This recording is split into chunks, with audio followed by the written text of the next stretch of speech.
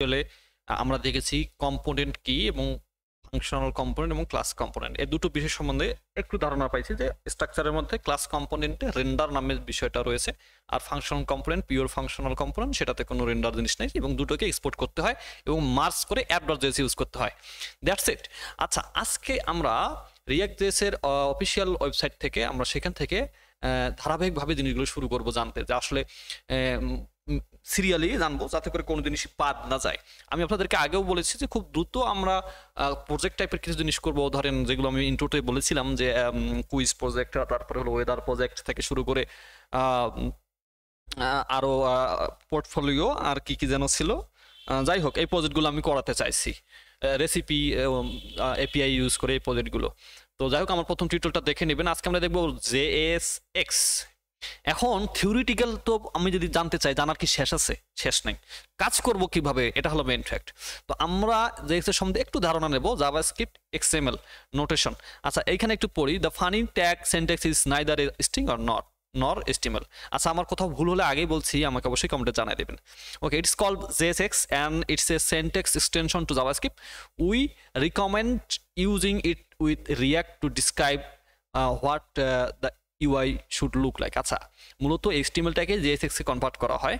তো সেটা করার জন্য এই যে এত ব্লা ব্লা ব্লা অনেক পড়া আছে, ইমবেড করার জন্য কিভাবে করতে হয় এগুলো আমরা সব এখান থেকে তো আসলে পড়া সম্ভব না। তবে আপনাদেরকে আমি একটা খুব সহজ দেখাবো যে কোনো HTML এর টেমপ্লেটকে আমরা রিয়াক্টে কিভাবে নিয়ে আসতে পারি। আমি দেখাচ্ছি, ধরেন HTML এর লগইনের জন্য। আচ্ছা, গত টিউটোরিয়ালে আপনারা দেখছেন যে আমার হলো এইখানে এই component, functional component, class component দুটোকে আমরা এখানে এভাবে ইউজ করছি। সাপোজ আমি এখানে সার্চ দিলাম হলো বুটস্নিপ্ট লগইন ফর্ম।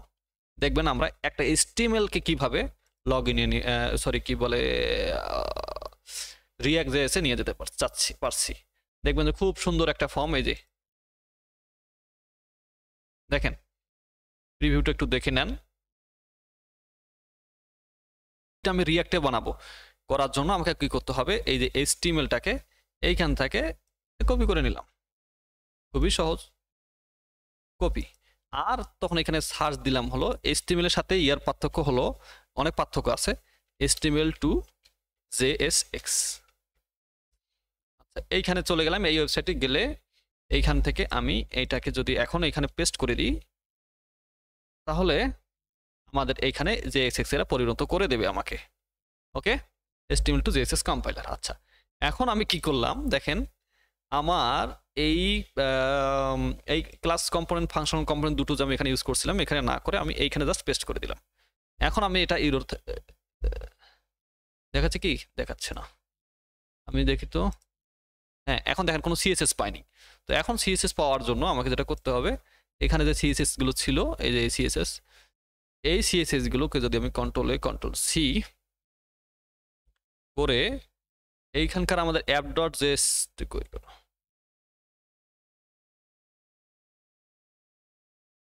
এইখানকার মধ্যে যদি পাবলিকের মধ্যে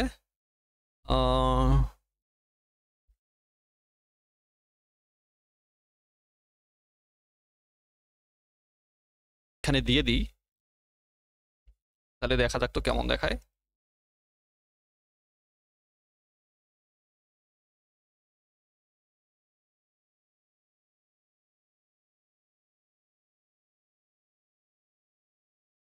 আইকন না পাক, বাকি CSS গুলো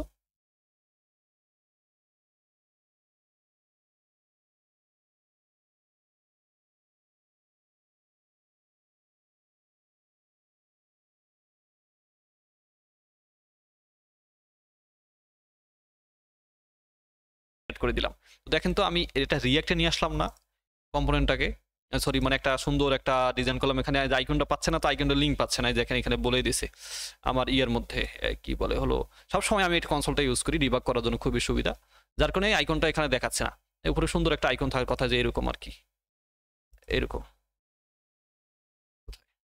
উপরে কোনো একটা আইকন থাকার কথা, এই যে এরও আইকন পাচ্ছে না। যাই হোক, তো আমরা রিয়াক্টে বানাই ফেলাম একটা কম্পোনেন্টকে। তো আমরা শিখতেছিলাম JSX কি।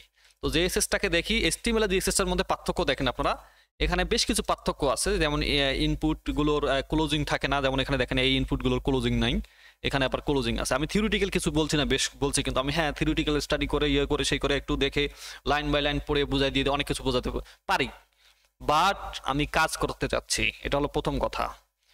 তারপরে আস্তে আস্তে আমি অবশ্যই শিখে নেব যে এটা ধারাবাহিক প্রসেস। হ্যাঁ, এই বিষয়টা নিয়ে অনেক তর্ক ইদানিং হচ্ছে, আমি দেখছি যে সফটওয়্যার ইঞ্জিনিয়ারিং, কম্পিউটার সায়েন্স, এই সেই ব্লা ব্লা। আমার কথা হলো আপনি লেগে থাকলে, কন্টিনিউয়াসলি লেগে থাকলে অবশ্যই কিছু হবে। আপনি প্রতিনিয়ত কিছু না কিছু শেখেন, তো অবশ্যই কিছু না কিছু হবে। এটা হলো প্রথম কথা, আপনাকে লেগে থাকতে হবে। আপনি আজকে শিখলেন কালকে শিখলেন না, তাহলে হবে না।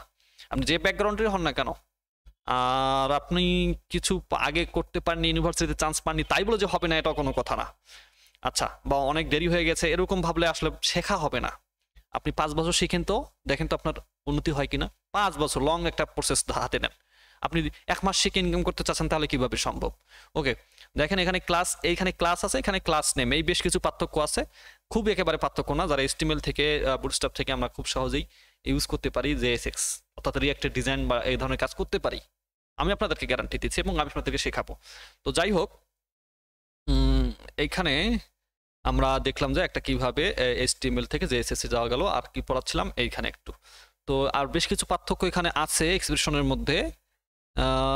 আরেকটা কথা বলে রাখি, এখানে যে আমরা রিটার্ন করছিলাম এই কম্পোনেন্ট দুটোতে, ওই যে ফাংশন আর হলো অ্যাপ.js, এই সরি এই ক্লাস ডট জেস, তো এই দুটোর মাঝেই অবশ্যই এই যে রিটার্নের মাঝখানে পুরো জিনিসটাকে একটা ডিবের মধ্যে কম্বাইন করে নিতে হবে। এমন হবে না যে এখানে এইটা ডিব, আর দেখেন আমি যদি এইটাকে জেএসএসটাকে একটা ফ্র্যাগমেন্টের মধ্যে নিতে হবে, দেখেন এটা ইরোড দেখাবে। কারণ কেন ইরোড দেখাবে? দুটো এই ডিপগুলো আলাদা আলাদা হয়ে গেছে। এইটাকে আমরা যদি এরকম করে একটা ফ্র্যাগমেন্টের মধ্যে নিই, এটাকে বলা হয় ফ্র্যাগমেন্ট, মানে এটা ডিবের মতোই কাজ করে, তবে এর কোনো আলাদা ডিবের যে আলাদা কিছু বৈশিষ্ট্য আছে সেগুলো থাকে না। একটা ইয়ের মধ্যে আবদ্ধ করতে হলো। ঠিক এই রিটার্নের ক্ষেত্রেও একই, আবার ফাংশনাল কম্পোনেন্ট রিটার্নের ক্ষেত্রেও একই। তো জেএসএসটাকে একটা বাইন্ড করে পাঠাতে হবে, ঠিক আছে? আর HTML JSS থেকে তো দেখলেন খুব বেশি পার্থক্য না, তবে থিওরিটিক্যাল অনেক কথাই আছে যে ফাস্ট হবে এটা বলা, তারপর হলো যে জাভাস্ক্রিপ্ট ইয়েতে পরিণত করছে এই সেই। তো আমরা ইউজ করা জানলাম, এখানে বুটস্ট্র্যাপ ইউজ করতে পারবো। তারপরে হলো বুটস্ট্র্যাপের লিঙ্কটা জাস্ট আমাদেরকে index.html ইউজ করতে হবে। তবে হ্যাঁ, jQuery ইউজ করা ঠিক না রিঅ্যাক্টে, কারণ jQueryটা ডেভেলপ করার জন্যই তো রিঅ্যাক্ট আসছে। সেখানে ইউজ করলে কনফ্লিক্ট হয়ে যাবে, অনেক সমস্যা হবে, এটা আমরা ইউজ করব না। তবে অনেক টেমপ্লেট যদি আমরা ইউজ করি তাহলে সেখানে আবার ইউজ হয়ে যাবে অটোমেটিকলি। তো আজকে পর্যন্তই JSX নিয়ে কথা হলো এটুকুই। আমরা নেক্সট টিউটোরিয়ালে যেটা জানছি সেটা হলো রেন্ডারিং এলিমেন্ট। এটা আমরা অলরেডি জানি, দেখেন আমি এটা নিয়ে বেশি কথা বলবো না। তার নেক্সট টিউটোরিয়ালে আসছি, কথা হচ্ছে সেখানে। আসসালামু আলাইকুম।